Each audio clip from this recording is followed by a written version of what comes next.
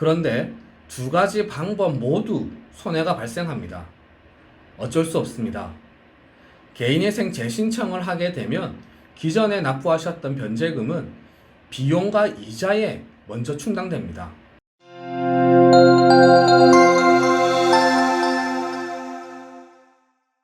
안녕하세요. 노태불 변호사입니다. 개인회생 개인파산의 최종 목적은 빚을 탕감받는 데 있습니다. 개인회생은 변제기간 동안 변제금을 잘 납부하시고 남은 채무를 면책받기 위해서 하는 것이고, 개인파산은 본인이 가진 재산으로 채무를 갚고 남은 채무는 역시 면책을 받기 위해 하는 것입니다. 채무를 면책받으려면 면책받고자 하는 채무를 모두 법원에 보고하셔야 합니다. 채권자 목록을 제출하고 법원에서는 채무자가 제출한 채권자 목록을 근거로 채무자가 낸 돈을 채권자들에게 나누어 주는 거죠. 그런데 채무자가 제출한 채권자 목록에서 채권이 누락되면 어떻게 될까요? 여러분들도 그렇고 저희도 그렇고 우선 절대 이러한 일이 발생하면 안 됩니다. 그런데 사람이 하는 일이라 이러한 일이 간혹 발생하는데요. 오늘은 이렇게 채권자 목록에서 채권이 누락되었을 경우 대응 방법에 대해서 말씀드리겠습니다. 먼저 채권이 누락되지 않으려면 어떻게 해야 되는지부터 말씀드리겠습니다. 우선 본인의 모든 채무를 100% 확인할 수 있는 사이트나 기관은 존재하지 않습니다. 오래된 채무의 경우에는 신용조회를 해도 나타나지 않는 경우가 많습니다. 또 채권사들이 채권을 다른 채권사에게 팔아서 양도하는 경우들도 많습니다. 따라서 본인이 기억하는 모든 금융기관을 저희에게 말씀해 주셔야 합니다. 그러면 저희는 말씀해 주신 채권자를 찾아가서 지금도 그 채무가 그 채권사에 남아있는지 확인을 하게 되고, 다른 업체에 양도하였다면 계속 추적해서 현재의 최종 채권자를 찾아냅니다. 또 저희가 조사하는 다양한 방법을 통해서 현재의 채권사를 찾아드리고 있습니다. 문제는 개인 채권자입니다. 개인 채권자의 경우에는 저희가 확인할 수 있는 방법이 없습니다. 그래서 개인 채권자는 본인께서 저희에게 말씀을 해주셔야 합니다. 기억을 더듬어 보셔야 하고요. 각종 서류 등을 확인해 보셔야 합니다. 내용증명, 차용증, 통지서, 공증서류 등을 반드시 확인해 보시기 바랍니다. 개인회생에 포함시키기 위해서는 이름, 주민등록번호, 주소 등의 인적사항이 필요한데요. 구체적으로 모르신다면 법원의 사실조회를 통해서 확보할 수 있습니다. 다만 사실조회를 신청하기 위해서는 채권자의 최소한의 정보가 필요한데요. 보통 채권자 명의의 은행 계좌번호나 전화번호를 알고 계시면 사실조회 신청이 가능합니다. 만약 소송이 제기되었다면 대법원 나이 사건 검색 사이트에서 확인하실 수 있습니다. 화면으로 보여드릴 건데요. 대법원 나이 사건 검색 사이트에서 인증서로 검색할 수 있는 기능이 있습니다. 여기에서 법원을 통해 나에게 제기된 각종 법적 절차는 확인할 수 있습니다. 법적인 절차를 거치지 않은 채권자는 본인께서 확인해 주셔야 합니다. 저희 사무실에서는 신청서를 접수하기 전에 반드시 채권자 목록을 보내드립니다. 저희가 보내드리는 채권자 목록을 반복해서 확인하셔야 되겠습니다.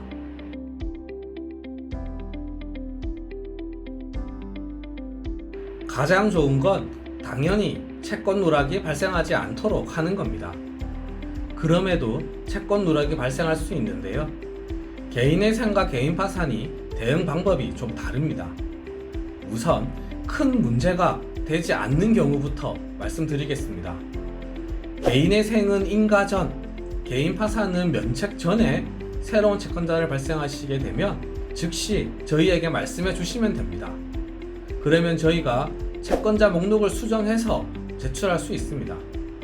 이 경우에는 큰 문제가 되지 않고요. 문제는 개인회생의 경우 인가 후, 개인파산의 경우 면책 후 새로운 채권자가 있다는 사실을 알게 된 경우인데요. 개인회생부터 말씀드리겠습니다. 인가 결정이 난 후 새로운 채권자를 발견하게 되었다면 이 경우에는 뚜렷한 방법이 없습니다. 개인회생은 누락된 채권에 대해서는 면책의 효력이 미치지 않기 때문입니다. 인가 결정 시의 채권자 목록에 포함된 채권자에 대해서만 면책의 효력이 미칩니다. 따라서 개인회생 진앙과는 별도로 처리를 하셔야 합니다. 소액이라면 그냥 갚으셔야 합니다. 금액이 많다면 판단을 하셔야 합니다. 폐지를 하고 새로 발견된 채무까지 포함시켜서 재신청을 할지 아니면 그냥 안고 갈지를 판단하셔야 합니다.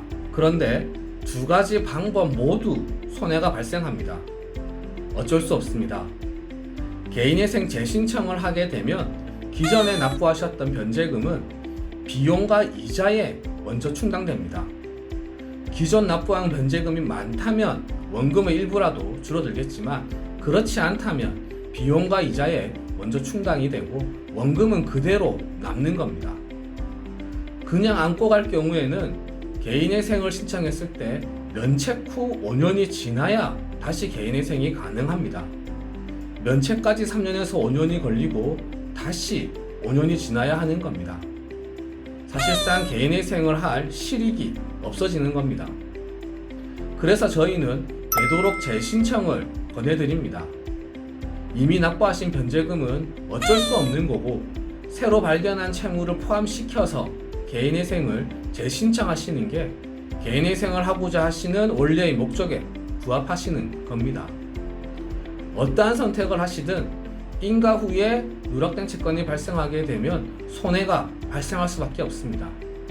따라서 누락 채무가 발생하지 않도록 최선을 다하시는 것이 가장 좋겠습니다.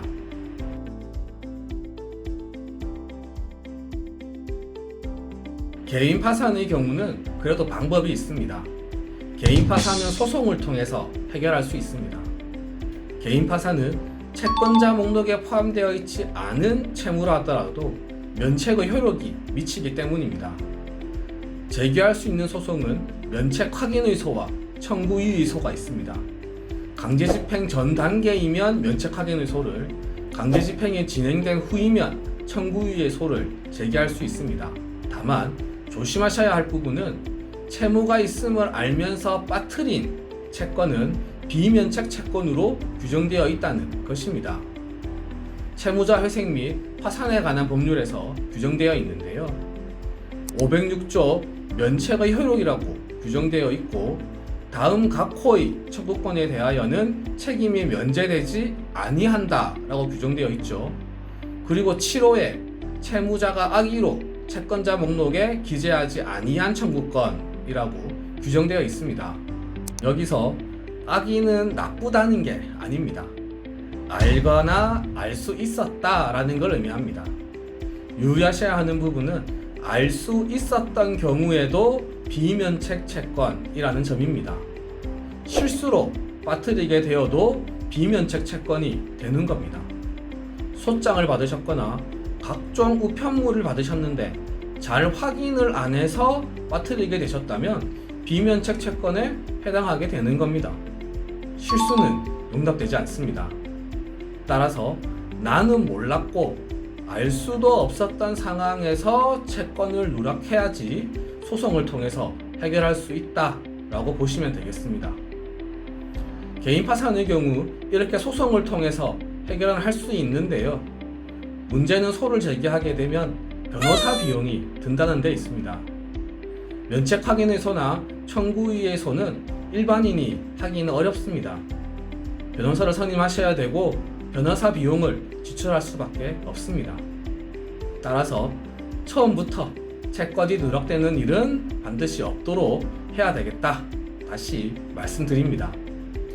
자, 정리를 해보겠습니다. 개인회생은 인가 전, 개인 파산은 면책 전이라면 채권자 목록을 변경할 수 있습니다. 그런데 인가와 면책 이후에 새로운 채권자를 발견하게 되면 개인회생은 폐지 후 재신청을 권해드리고 개인 파산은 소송을 통해서 해결을 하셔야 합니다. 일단 누락 채권이 발생하게 되면 그 금전적, 시간적 손해가 발생할 수밖에 없으니 채권 누락이 발생하는 일은 없도록 해야 되겠다 라고 정리할 수 있겠습니다. 이상 오늘 준비한 말씀은 모두 드렸습니다. 궁금하신 사항이 있으시면 댓글로 남겨주시거나 전화 주시면 되겠습니다. 노태부 변호사였습니다. 감사합니다.